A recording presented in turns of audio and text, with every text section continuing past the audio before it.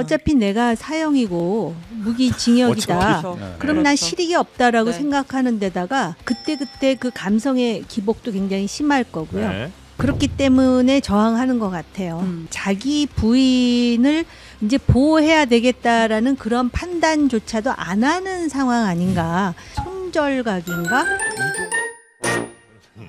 아마도 이제 물론 이제 좀 더 구체적인 상황은 좀 지켜봐야겠지만 네. 아마 물리력 동원을 했을 것으로 보여요. 그러니까 진짜로 이제 끌어내려고 가서 이렇게 잡는 정도는 했을 것 같은데 네.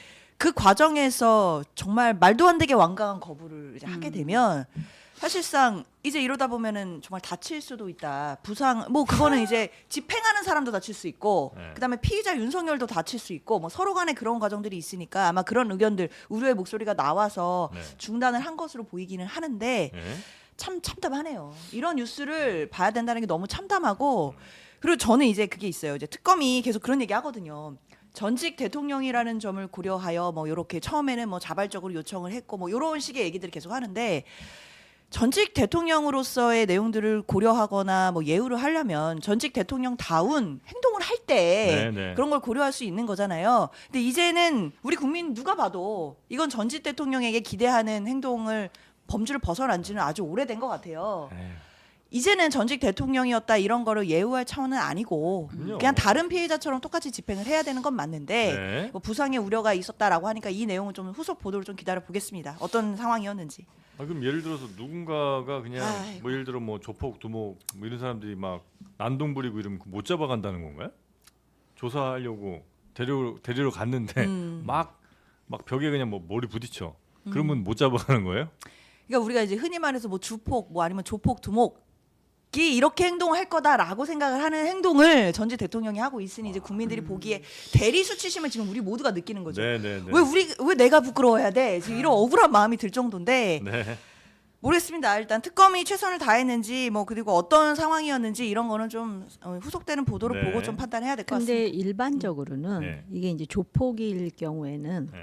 오히려 그 찌는 듯이 더운 감옥에 있는 것보다 조사실로 마치도 가는 게. 마실 가듯이 그렇죠. 조사실로 가서 밥도 먹고 네.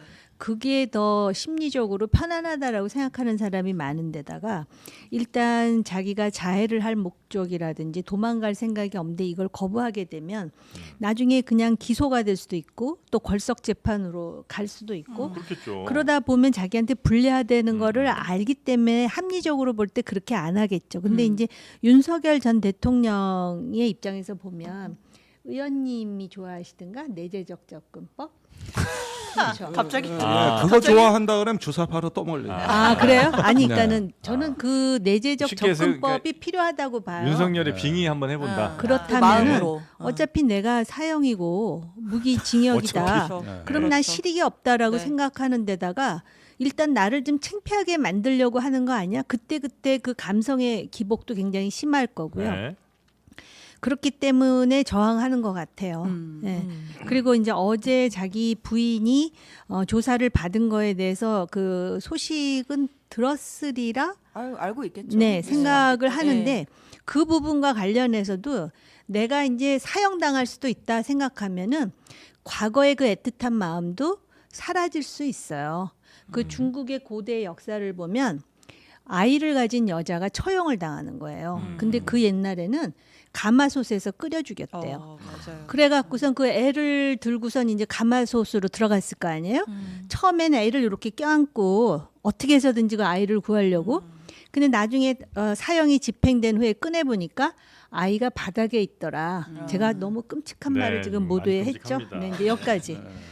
하여튼 뭐 그런 상황이 돼서 이제 그냥 뒤를 뭐 생각할 수 없는 상황이 돼서 그런 행동을 한거 자포자기와 아니냐. 자기 망신주기에 대한 분노와 어떤 철저한 전략이나 이런 게 있을 수가 없죠. 그 이런 상황 정도 되면 저는 그렇죠. 그냥 아까 그 어제인가요? 뭐 얘기도 나왔습니다만 그 바디캠 같은 거 네. 해갖고 그 적나라하게 그냥 차라리 보여주면 이거 언론에 공개해 버리면 그러면 아마 그건 있지 않을까요?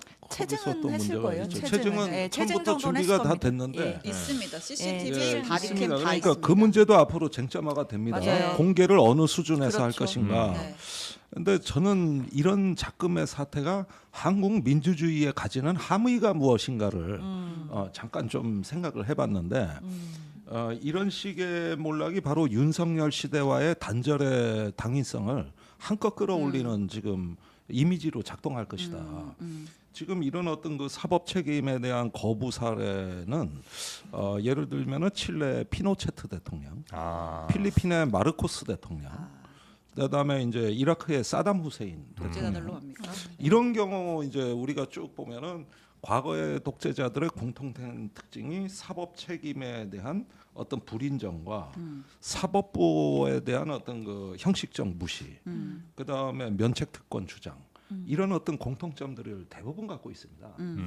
그런데 지금 윤석열 피의자의 행태가 거의 그걸 답습하는 형태로 치닫고 있는 거거든요. 네. 이렇게 되면은 이 국제 구명 운동을 꿈꾸던 극우 세력의 입장에서도 굉장히 난처해진 거예요. 이런 걸 어떻게 구명해? 그렇게 해서 어떻게 보면은 이제 윤석열 시대와의 어떤 단절을 해야 되는 필요성을 윤석열이 몸소 보여주는 거다. 왜냐? 이게 바로 망상에 쌓인 독재자들의 예전에 일반적 모습이라는 거. 이런 점들을 조금 해석을 해보면은 오늘 그 체포영장 집행도 마찬가지입니다. 제가 어제까지도 어떤 뭐 방송 나갈 때 아무래도 나는 예상하기에 약간 자해성 거부가 이번에 신기술이 있지 않을까. 예.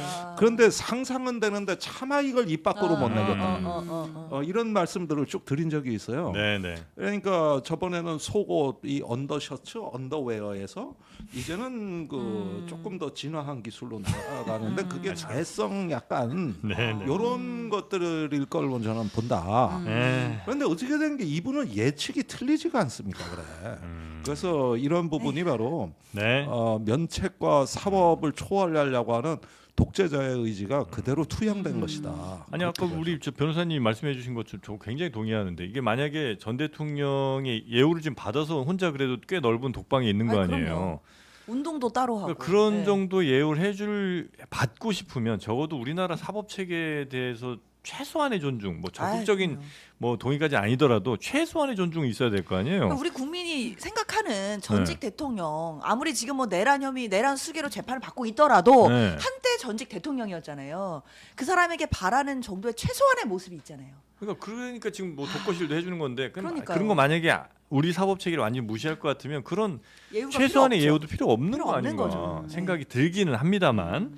자 그래서 근데 만약 많은 예. 분들이 그런 얘기도 하세요. 어차피 뭐 부른다고 해도 그러니까 당연히 일단 법적인 절차에 따라서 좀 법의 실현을 위해서 불러다 앉혀놓고 조사를 해야 되지만 그런다고 와서 얘기하겠느냐? 그냥 기소해라. 이렇게 사실 말씀하시는 분들도 있긴 한데 지금 윤석열 체포영장을 친 특검은 김건희 특검이에요. 맞아요. 내란 특검이 아니고. 그러니까 이제 김건희와 관련된 공천 개입, 뭐 뇌물 이런 거 관련해서 윤석열과 공범으로 적시가 되어 있는 거고 네. 김건희가 사실은 공직자였던 건 아니기 때문에 이 김건희 혐의를 입증하기 위해서 윤석열의 진술이 어쨌든 한 번은 확인하는 절차가 필요해서 네. 특검이 계속해서 불러다가 얘기를 좀 들어보려고 하는 거고 아까 우리 정호김 의원님이 약간 빙의해서 얘기를 해주셨는데 정확한 것 같습니다. 윤석열 측 법률 대리인단 입장문이 나왔네요. 피의자가 진술 거부하면 그냥 검찰 니네 맘대로 기소할 테면 해라. 그렇게 하라는 거예요. 라는 거예요. 내가 계속해서 진술 거부권 행사하는데 너희의 그 답정너식 수사에 나 진술 거부권 행사한다고 하면 말아야지. 계속해서 나 불러내려고 하는 거 이거 망신 주기에 불과하다. 절대 협조하지 않겠다. 이런 취지의 입장문을 냈습니다. 아니 망신은 특검이 주는 게 아니고 본인이 스스로 본인을 망신에 빠뜨리는 거잖아요. 그러니까 특검이 망신 주는 건 아닌 것 같고. 네. 그리고 어차피 불러도 나가서 할 말 없고 말 안 할 거니까 그냥 기소해라. 네. 이런 식이면요. 앞으로 수사기관에서 수사할 때 피의자들 일반 국민들이 피의자 됐을 때 피의자 조사한다고 부르질 못해요. 아니, 오라 그러니까- 그러면 어차피 가서 할 말 없으니까 그냥 기소하세요 이러면 되는 겁니다. 아니 그래서 기소하면 되는 거예요. 아이, 다른 참. 피의자의 경우에는 내가 요거 10년을 받을지도 모르는데 나가서 잘 얘기하면 8년 받을 수 있잖아요. 이런 기대감이 있으면은 하는데 자포자기니까. 이 윤석열 전 대통령의 경우에는 그리고 제가 그 말씀을 드렸듯이 자기 부인을 이제 보호해야 되겠다라는 그런 판단조차도 안 하는 상황 아닌가. 이제 각자 갈 길을 지금 가는 게 아닌가. 어제 그 김건희 씨의 모습에서 그것도 역시 저만의 어떤 내재적 접근법 비슷한 건데요. 네. 거의 이제 아마 시간이 얼마가 걸릴지 모르지만 손절각인가 이런 생각이 들 김건희 씨가 윤석열 손절. 남편에 대한 아. 네. 손절. 네. 아 그래요. 그러니까 약도 안 오늘 챙겨주고 굉장히 비정한 얘기를 많이 하십니다. 아니요 그냥 좀 제가 듣기가, 듣기가 그러니까 제가 비정한 사실은 그 의원님 해석, 아까 냉정한 해석. 마르코스 얘기할 때 굉장히 듣기 불편했는데 이 사람은 그래요? 독재자는 아니에요. 독재를 할 그런 전략적 사고도 없어요. 아하. 예, 아, 누구 독재까지는 윤석열? 아니고, 예, 그냥 아. 나는 몰라. 내 맘대로 나 이런 거 하기 싫어. 왜 배째. 나한테 수갑을 채우려고 하는 거야? 이런 식이라는 거죠. 그러니까 대통령다운 격이 없다 그러는데 내가 거의 뭐 그 뭐야 사형 아니면 무기징역이다 네. 하면 본인이 심리적으로 어떤 상황일지 우리가 가늠은 가능할 것 같다라는 거죠. 네.